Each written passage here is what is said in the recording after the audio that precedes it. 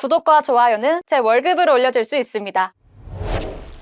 싱가포르 기업 고랩의 인도네시아 기술업체 고투 합병설이 고개를 들었습니다. 업계는 두 회사의 음식 배달 서비스인 그랩과 고잭을 합병하기 위한 협상이 막바지에 접어든 것으로 보고 있는데요. 형님격인 그랩이 고잭을 흡수 합병할 것으로 보입니다. 지금까지 이 둘은 인도네시아 시장을 두고 출혈 경쟁을 벌이고 있었지만 결국 합병이란 카드로 몸집을 불려 시장을 잡겠다는 계획인데요. 여기에 배달의 민족 모기업인 딜리버리 히어로와의 경쟁 우위를 확보하려는 행보라는 해석도 나옵니다. 2022년 기준 인도네시아 차량 공유 시장에서 고잭과 그랩의 점유율은 각각 52%, 48%로 양분하고 있는데요. 그랩이 고투를 흡수 합병하면 210억 달러, 약 27조 원의 거대 기업이 탄생할 것으로 전망됩니다. 다만 그랩의 고잭 인수설은 이번이 처음이 아니어서요. 이번엔 실제 합병으로 이어질지 좀 더 지켜봐야겠습니다. 기업 가치를 끌어올리고 경쟁력을 강화하려는 두 기업의 시너지 창출이 기대되는데요. 출혈 경쟁으로 인한 실적 악화를 되풀이하지 않기 위해 이번엔 경쟁보단 인수합병을 선택하지 않을까요? 조태현 기자에게 물어봤습니다.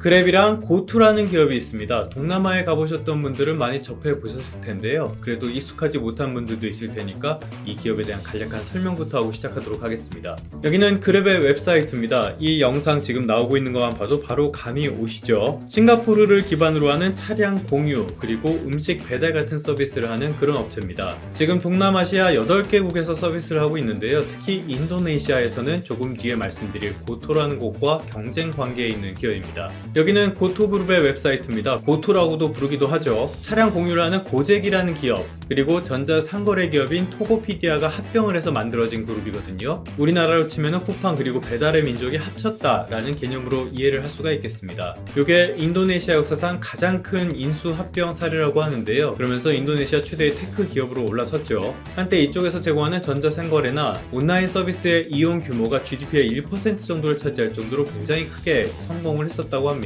여기에서도 많은 사업을 하는데요. 말씀드렸던 토고피디아, 여기는 수익성이 나빠지면서 지금 중국 틱톡으로 매각을 한 상태예요. 왜 이렇게 상황이 안 좋아졌냐? 이 그랩과 토고라는 회사, 두 회사가 출혈 경쟁을 하고 있는 게 원인 가운데 하나로 꼽힙니다. 이 기사를 내려보면요, 지금 인도네시아 시장에서 고잭과 그랩의 점유율이 각각 52%, 48%로 된다고 합니다. 두 개 합치면 100%죠. 그러니까 시장을 양분하고 있다는 뜻이에요. 이런 시장에서는 당연히 경쟁이 심할 수밖에 없습니다. 우리나라를 예로 들어보죠. 우리나라에서 배달의 민족 그리고 요기요 같은 것들이 있잖아요. 두 회사가 경쟁이 한참 심했을 때는 쿠폰 같은 것도 막 뿌리면서 그야말로 출혈 경쟁을 했었습니다. 이런 것들이 그대로 벌어지고 있다는 거예요. 거기다 기본적으로 배달이나 이런 공유 경제 서비스, 이런 것들은 진입 장벽이 그렇게 높은 사업들은 아닙니다. 기본적으로는 기존 서비스들, 예를 들어서 차량 공유 서비스를 이야기하자면 기존에 있는 택시 같은 거를 예로 들 수가 있겠죠. 그런 기존 서비스들을 극복을 하고요. 그리고 경쟁자와의 경쟁에서 승리하기 위해서는 사실상 내세울 수 있는 게 가격 경쟁력밖에 없다고도 볼 수가 있습니다. 사실 이런 건 전자상거래 같은 데에서도 비슷한 문제가 있는데요. 그러다 보니까 인수합병을 통해서 기업의 덩치를 키우려고 하거나 아니면은 매출은 잘 나오고 있는데 영업이익 쪽에서는 적자가 반복되고 있거나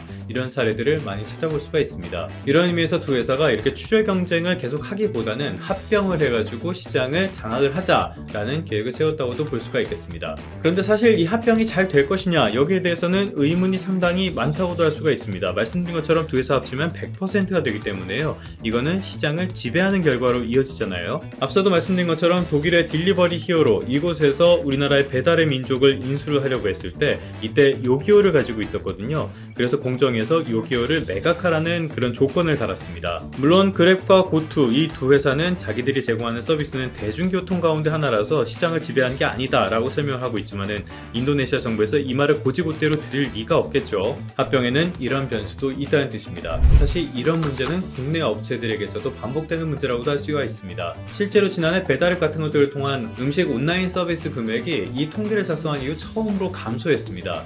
코로나19 사태를 거치면서 커졌던 거품들이 지금 꺼지고 있는 거 아니냐, 이런 평가가 나오는 배경인데요. 사실 많은 공유 경제가 겪는 문제점이 바로 이거라고도 할 수가 있습니다. 비용을 줄여서 가격을 낮추는 게 거의 유일한 경쟁력이다 보니까요. 노동자들의 임금을 올려줄 수도 없는 상황이고요. 어떤 면에서는 이런 산업의 한계점이 조금씩 나타나고 있다라고도 볼 수가 있겠습니다. 지금 열풍인 AI나 다른 모빌리티 기술의 발전 같은 것들이 이런 모습에 또 기름을 부을 가능성이 있어 보이는데요. 이런 산업의 변화에도 관심을 가지시면요. 투자는 잘 모르겠지만 어쨌건 상당히 재미는 있을 거라고 생각합니다. 그러면 성공 투자하시고요. 다음 시간에 다시 뵙도록 하겠습니다.